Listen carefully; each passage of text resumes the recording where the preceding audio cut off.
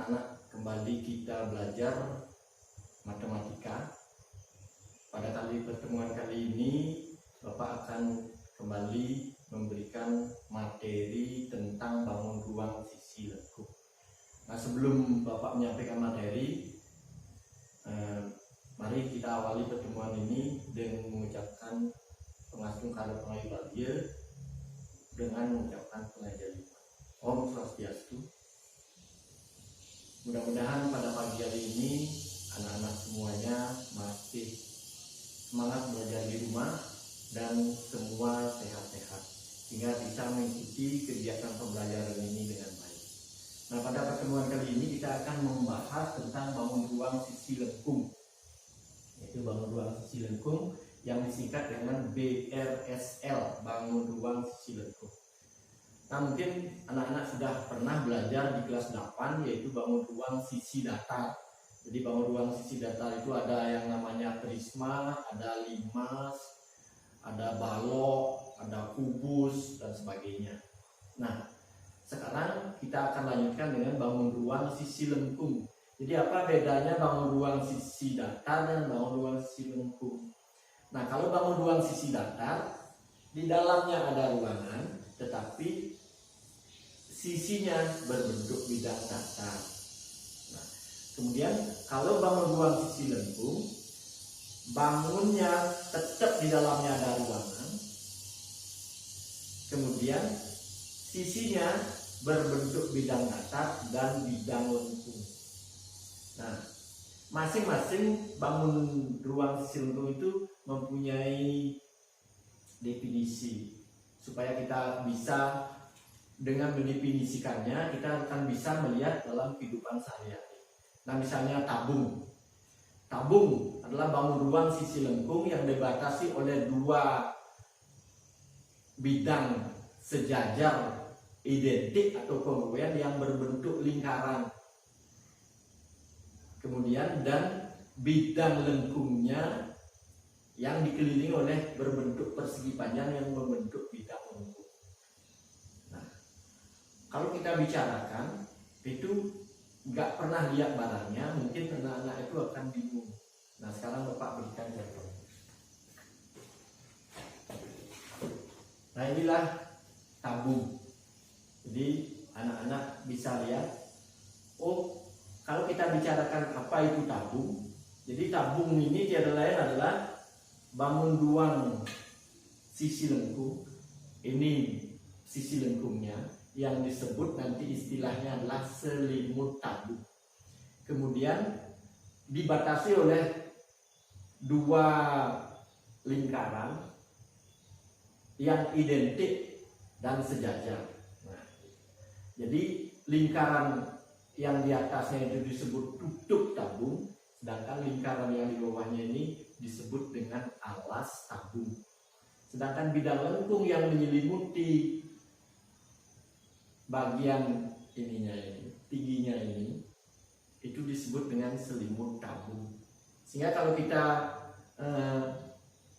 buka cari jaring-jaringnya ini, jaring-jaring tabung, maka di sini nanti tabung ini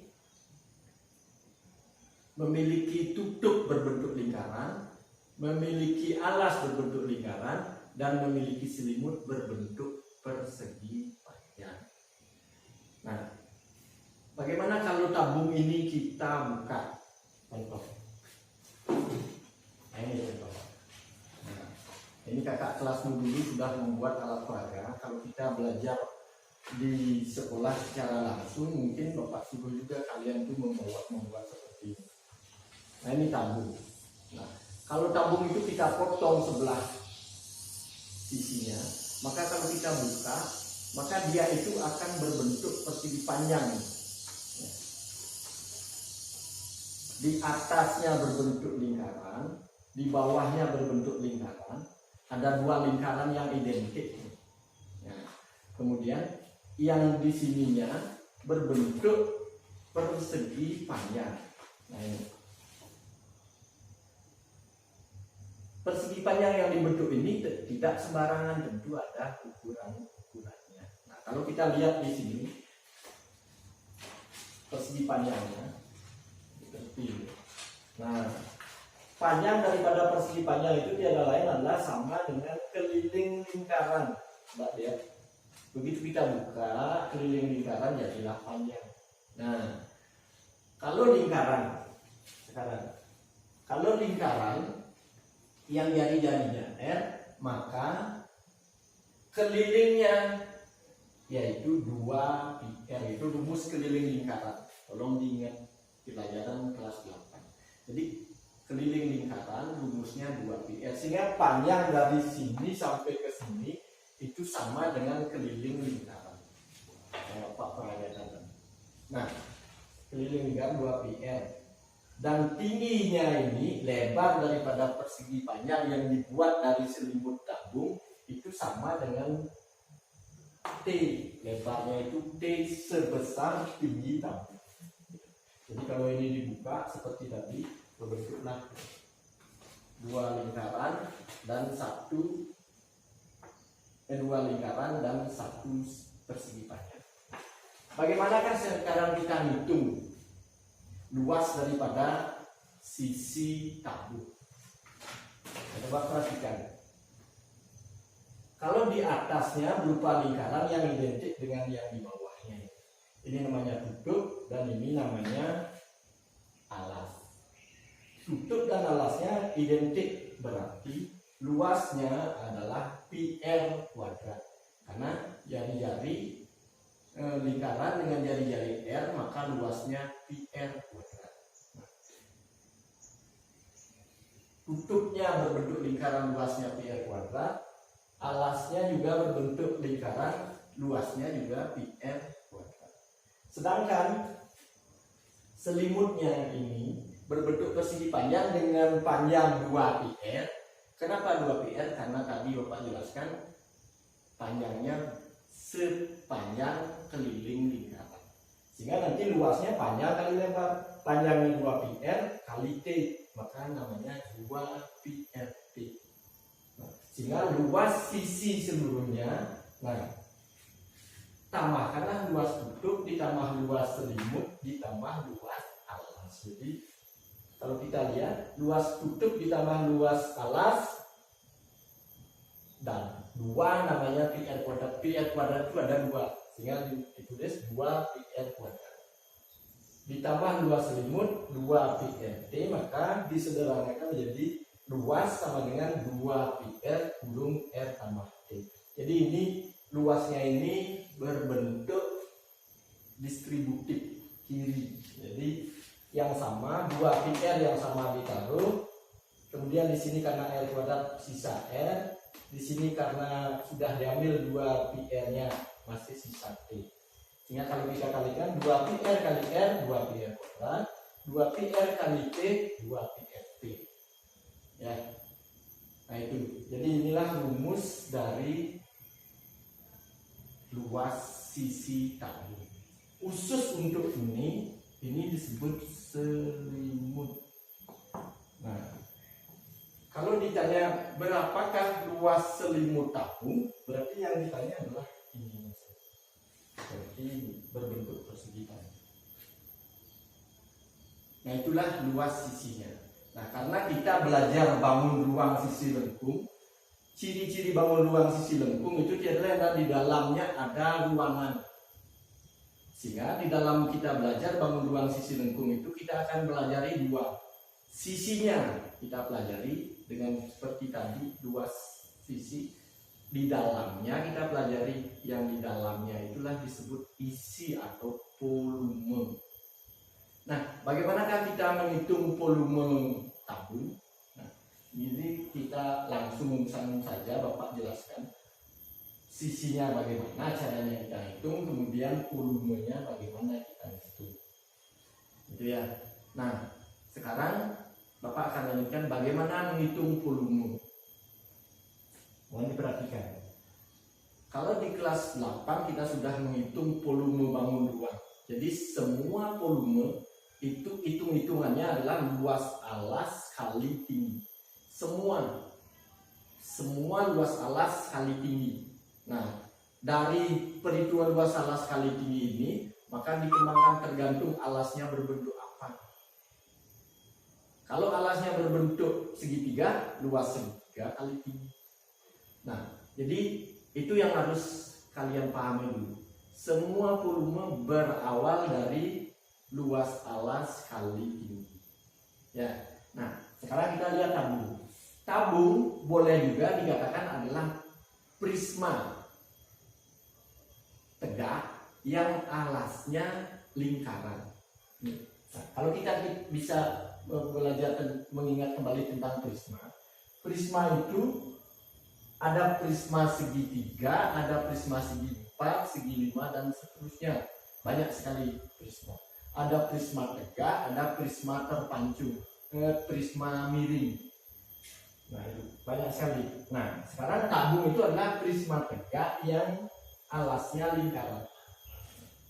Kalau kita dari definisi tadi, berarti volume tabung kan sama juga dengan volume prisma, yaitu luas alas kali tinggi, yang persis. Nah, sekarang prisma volumenya itu adalah luas alas kali tinggi. Ini volume dasar dari semua bangun luar.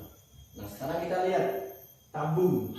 Tabung adalah prisma yang alasnya lingkaran.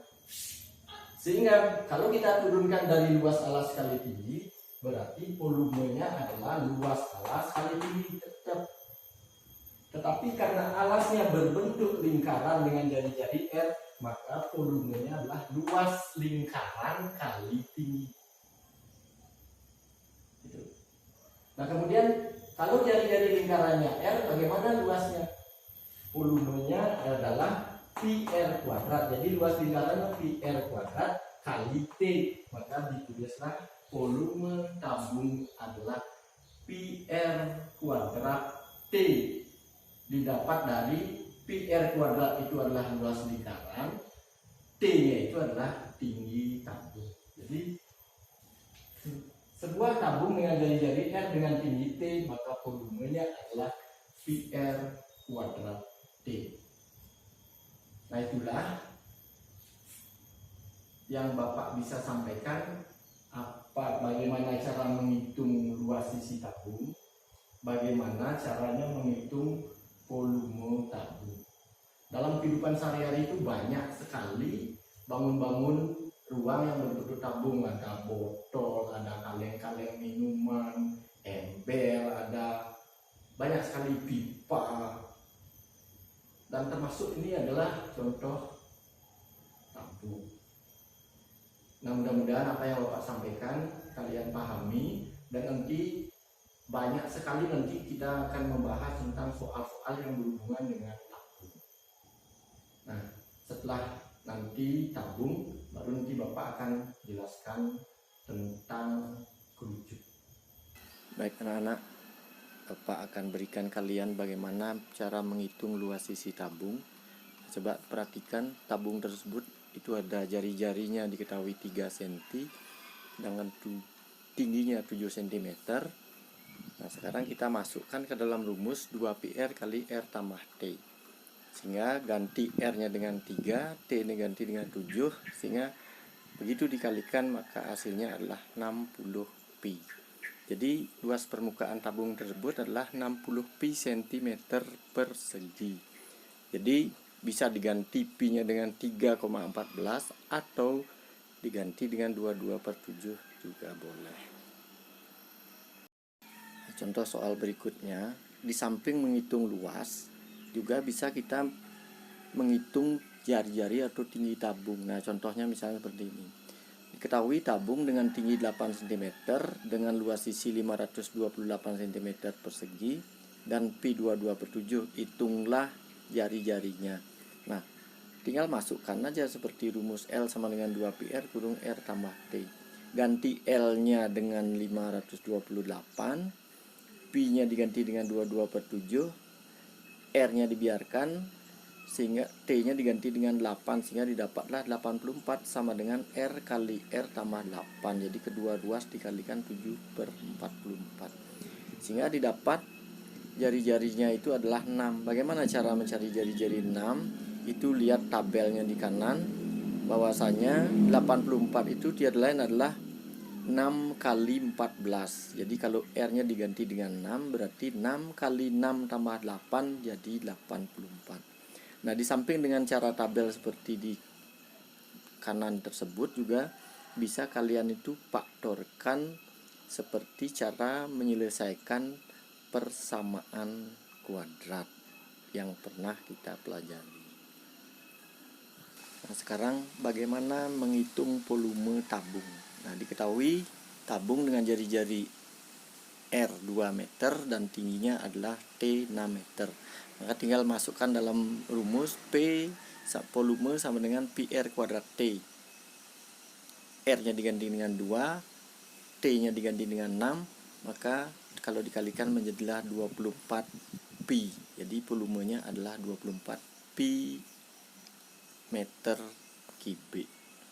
Nah, sekarang contoh soal bagaimana menghitung tinggi tabung jika diketahui volumenya. Nah, di sini diameter tabung diketahui 10, itu artinya jari-jarinya 5 10 bagi 2. Sedangkan volumenya 300 pi cm kubik.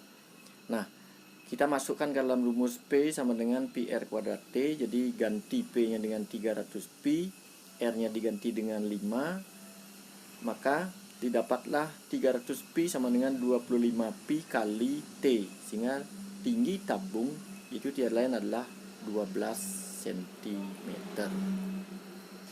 Nah, terakhir Bapak ajarkan kalian bagaimana cara menghitung jari-jari tabung jika diketahui volume. Nah, di sini diketahui volumenya 600 pi meter kubik dan tingginya 10 meter. Tentukanlah jari-jari. Jadi masukkan rumusnya, tetap P sama dengan 2 pi R kuadrat T. Jadi 600 pi sama dengan pi R kuadrat kali 10, jadi 60 sama dengan R kuadrat. Jadi jari-jarinya itu adalah akar 60 meter. Nah, itulah yang bisa Bapak jelaskan tentang tabung. Nah, agar anak-anak lebih paham tentang penyelesaian soal-soal tadi, silakan anak-anak baca pada buku paket halaman 277 sampai 279. Ya, terima kasih atas perhatiannya. Semoga kalian bisa memahami apa yang Bapak ajarkan, dan Bapak akhiri dengan Brahma Santi. Om Santi Santi Santi.